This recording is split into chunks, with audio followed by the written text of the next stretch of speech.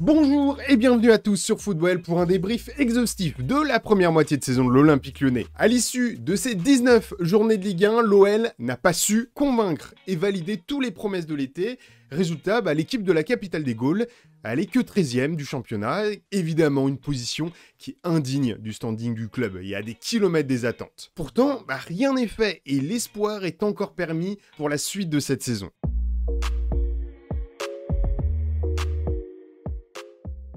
Alors, comment on va procéder? Comme pour la fin de la vidéo débrief qu'on a fait la saison dernière, paru fin mai, en deux grands axes. Un premier qui sera assez générique, dans lequel on relèvera les grandes lignes expliquant l'échec de l'OL en championnat jusqu'ici. Et puis, un second axe bien plus ciblé, avec des focus sur 6 joueurs, choisis par nos soins. Les tops, les flops, les déceptions et les surprises.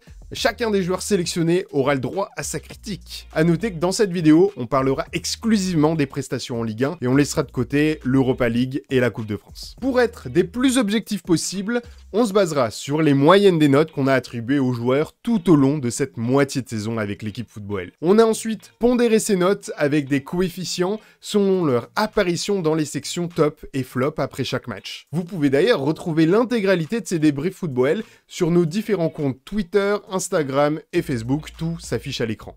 Rentrons dans le vif du sujet avec le récap de cette première moitié de saison de Ligue 1 version 2021-2022. Et pour nous, il en ressort 3 dynamiques principales. Un démarrage poussif, une montée en puissance dans le contenu des matchs, et un retour dommageable à l'irrégularité. Alors que l'arrivée de Peter Bosz couplée à un mercato intéressant et une préparation estivale encourageante pouvait laisser augurer un départ en fanfare, les débuts sont finalement assez poussifs. C'est vrai que beaucoup d'espoir reposait sur ce cru 2021-2022 du championnat, tant les saisons précédentes ont été amères avec des 7e, 4e places largement en deçà des attentes et des moyens mis à disposition. L'OL entame ainsi la saison par un nul glané contre Brest avant de subir une défaite cataclysmique sur la pelouse d'Angers. Et même si du mieux est entrevu lors de la réception de Clermont, la victoire n'est finalement pas au rendez-vous à cause d'erreurs individuelles en fin de rencontre, et ça malgré 2 buts d'avance. À ce moment-là, l'équipe était clairement en rodage et on ne parvenait pas encore à voir le football offensif, attractif, prôné par le néerlandais. Il faut attendre la 4e journée et le déplacement à Nantes pour voir la première victoire de l'OL en Ligue 1, et encore, non sans difficulté. Et pourtant, c'est bien lors de ce match à la Beaujoire que le groupe lance enfin une dynamique nouvelle,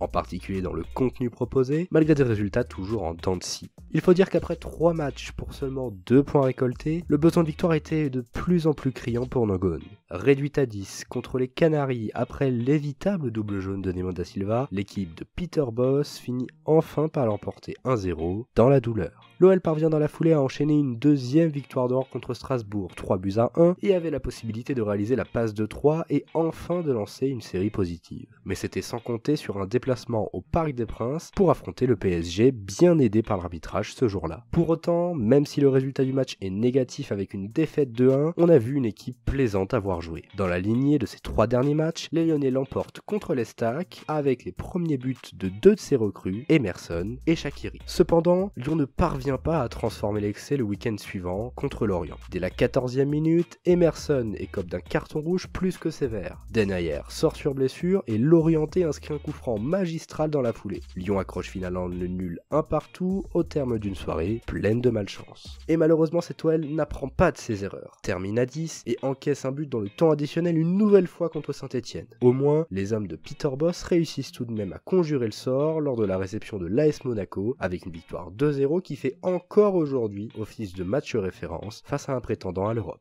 Mais cet état de progression constante prend brutalement fin à Nice, où l'OL, après 80 minutes de très bonne facture, sombre et encaisse 3 buts en 10 minutes pour repartir sonné de l'Allianz Riviera. La cassure est là, et malgré d'autres victoires isolées, l'OL ne brille plus. D'abord contre Lens, pour un choc entre 2 équipes au football offensif, attractif, match au cours duquel les Gones l'emportent au forceps, non sans avoir souffert de longues minutes en fin de rencontre. L'OL touche ensuite le fond contre Rennes, où comme face à Angers, les Lyonnais se font balader du début à la fin et vivent une soirée cauchemardesque alors même que Lopez avait été héroïque pendant de longues minutes. S'en suivent les événements de l'Olympico et une victoire poussive à Montpellier avant que l'équipe n'entame une spirale infernale sans trouver le succès. D'abord contre Reims, où l'OL sombre et s'incline encore une fois en toute fin de match, puis face à Bordeaux, Lille et Metz contre lesquels les Lyonnais sont incapables de ramener la moindre victoire. En tout, sur 18 matchs joués, 5 ont vu l'OL perdre des points dans le temps additionnel. Clermont, PSG, Saint-Etienne, Nice et Reims, pour un total de 11 points perdus, pratiquement la moitié de ce que possède actuellement le club. Quel gâchis. On retient tout de même quelques quelques bonnes choses, qui ont mis du temps à se développer. Pressing, circuit de passe, création d'occasions, mais surtout de moins bonnes. Inefficacité offensive criante, erreur individuelle navrante, ou encore désemparement du coach dans les changements tactiques apportés.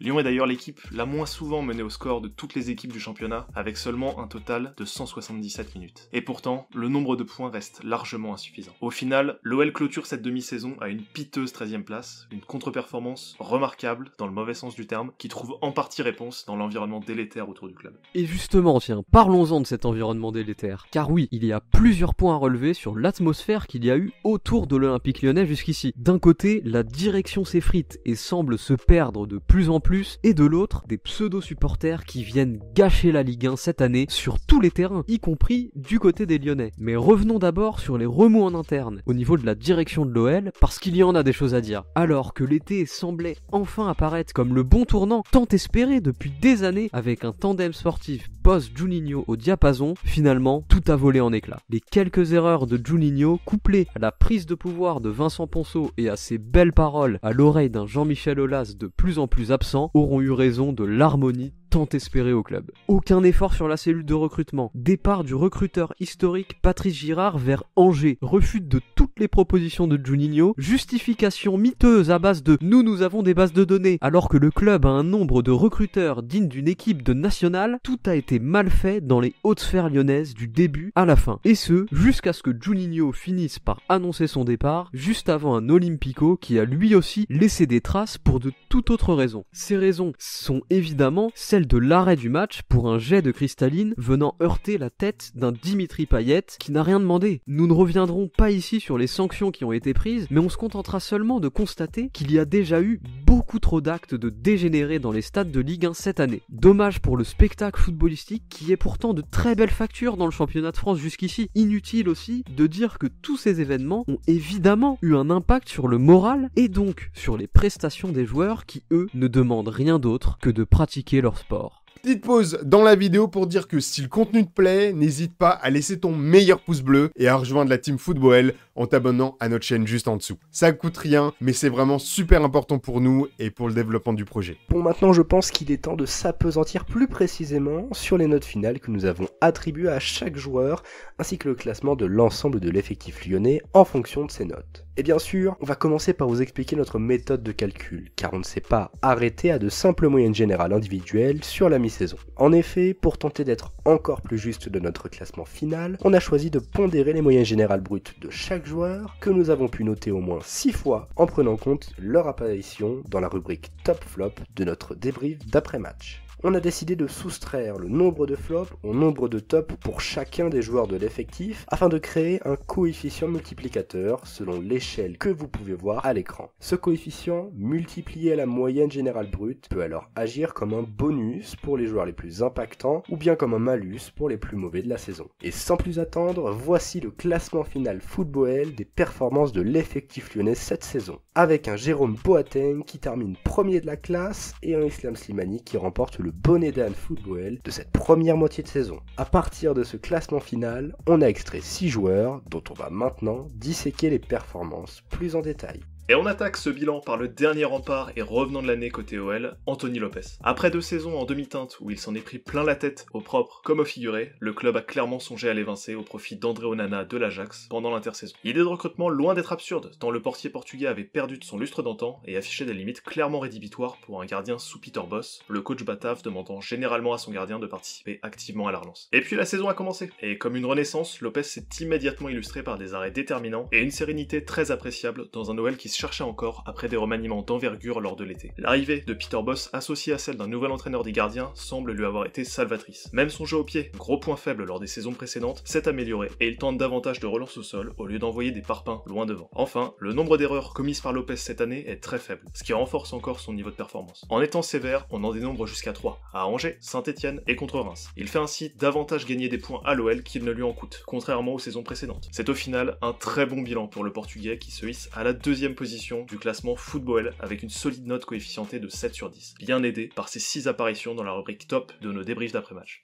Passons maintenant au rock allemand de la ligne défensive, Jérôme Boateng, ou plutôt au premier de la classe à la mi-saison, avec une très jolie note de 7,1 sur 10, juste devant le gardien portugais de l'OL. Il est arrivé dans les derniers instants du mercato lyonnais et l'ancien capitaine de la Mannschaft s'est installé sans souci dans une défense des plus fébriles. Dès son arrivée d'ailleurs, le champion du monde 2014 a enfilé à merveille le costume de leader défensif qui avait été laissé vacant par un Marcelo en disgrâce. Malgré ses difficultés à terminer les matchs, Jérôme Boateng est une référence, à son âge avancé en tout cas. Sa lecture du jeu et sa qualité d'anticipation lui permettent de n'être pris à défaut que très rarement, surtout lorsqu'il est en compagnie du jeune Castello Luqueba. Les interventions tranchantes de Boateng font de lui une valeur sûre quand il s'agit de défendre en avançant. Et puis qu'il s'agisse d'envoyer Toko Ekambi sur orbite ou de briser plusieurs lignes défensives adverses, l'ancien du Bayern a souvent fait étalage de sa qualité de passe depuis son arrivée. Son jeu de tête très fiable vient compléter la gamme d'un défenseur des plus complets. Jérôme Boateng est le leader défensif qu'il manquait à l'OL. Il est compatible avec le jeu de Peter Bosz et il est également parfait pour encadrer les jeunes coéquipiers Malo Gusto, Castello Luqueba ou encore Sinali Diomande. Montons maintenant d'un cran pour passer au milieu de terrain avec l'international brésilien Bruno Guimarães. Après une saison en demi-teinte sous les ordres de Rudi Garcia l'année dernière, il a repris de sa superbe depuis l'arrivée de Peter Bosz. Lauri Verde a réalisé une belle première moitié de saison et termine sur une très jolie 3e place du podium de notre classement football avec une très belle note coefficientée de 6,7 sur 10. Il est aussi le joueur qui est le plus apparu dans la section top de nos débriefs d'après-match avec un total de 6 apparitions, ce qui a bien aidé à booster sa note finale. Installé le plus souvent dans le double pivot du 4-2-3-1 du néerlandais, l'ancien de l'Atlético Paranaense peut enfin montrer ses différentes qualités. Il est ainsi un des meilleurs joueurs de Ligue 1 à son poste concernant les passes vers l'avant et les passes clés. Pourtant, il n'est pas non plus en reste sur les phases défensives avec un taux de tacle réussi parmi les 17 meilleurs pourcents au poste de milieu central dans le championnat de France. Moins médiatisé qu'un Lucas Paqueta par exemple, dont on va parler d'ailleurs juste après, Bruno Guimarães n'en réalise pas moins une première moitié de saison plus convaincante dans son ensemble que son compère de sélection, et il s'installe de plus en plus comme un homme de base du 11 lyonnais de Peter Bosz. À l'image de la saison de l'OL, Lucas Paqueta connaît une fin d'année 2021 assez contrastée. Si son démarrage de haut niveau était venu confirmer une saison dernière exceptionnelle, qu'il avait vu remporter le titre de meilleur lyonnais football sur l'exercice 2020-2021, on a senti un Paqueta en mode caméléon qui a vraiment déjoué au cours de ces 2 derniers mois. Forçant le trait, Paqueta tombe parfois dans un excès d'individualisme, se classant comme le pire joueur de Ligue 1 à son poste concernant les pertes de balles. Il n'est plus vraiment le leader technique qu'on a pu connaître la saison dernière et durant les premières semaines de cette compétition cette année. Il reste cependant un joueur d'exception capable de réaliser le geste parfait au milieu d'une rencontre, comme il l'a démontré lors du sublime but collectif face à Clermont au mois d'août. Son positionnement changeant sous Peter Bosz, bien différent du rôle de relayeur dans un 4-3-3 made in Garcia, n'a sûrement pas aidé. Et après une bonne période comme numéro 10 ou ailier droit, Paqueta a dû jouer les pompiers de service comme buteur, un rôle qui n'est évidemment pas le sien. Dans le 4-2-3-1 du néerlandais,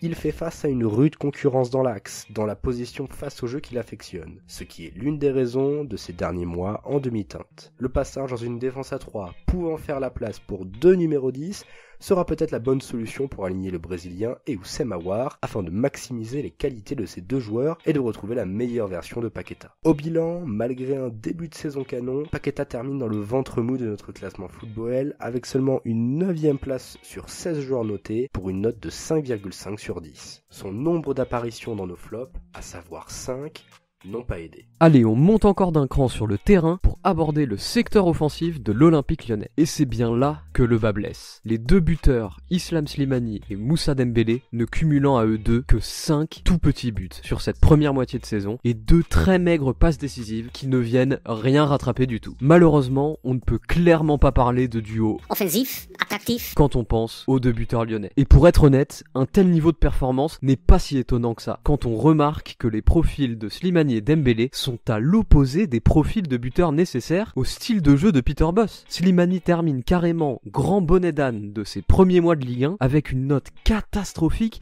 de 3,6 sur 10 digne de Maxwell Cornet l'année dernière. En même temps, il n'a disputé que 7 matchs qui nous ont permis de le noter et a terminé 6 de ces 7 fois dans la section fatidique des flops de nos débriefs d'après-match. Dembélé, qui a lui été blessé pendant plusieurs semaines, peut être catégorisé comme moins pire que son coéquipier pied, car il a été cité beaucoup moins de fois dans nos flops. Il obtient au final tout juste la moyenne, avec une note de 5 sur 10, en 13e position au sein de l'effectif lyonnais, sur 16 joueurs notés au total. Les deux combinés, ça nous donne une moyenne de seulement 4,3 sur 10, ce qui témoigne bien des difficultés de l'OL à être tueur dans la surface de réparation adverse. Un recrutement est d'ailleurs envisageable pour se rapprocher d'un profil plus adapté, même si la piste menant à l'international iranien Sardar Azmoun s'est très clairement refroidie pour une signature dès cet hiver. Il faudra dans tous les cas changer quelque chose pour que la mayonnaise offensive prenne enfin en seconde partie de saison pour raccrocher le wagon de tête des places européennes. Bon, maintenant qu'on en a fini avec ce tour d'horizon du classement football pour cette première moitié de saison, on peut essayer de se projeter sur la suite des événements. Et bien qu'après les bouleversements de l'été 2021,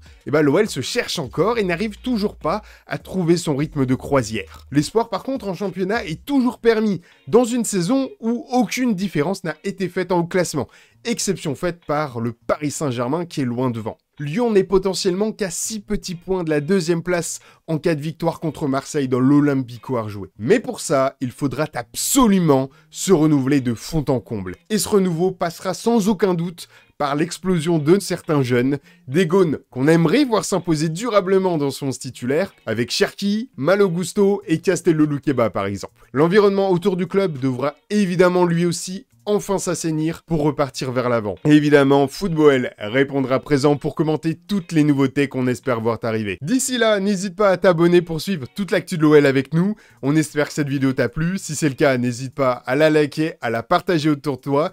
Merci de nous avoir suivis et à très bientôt.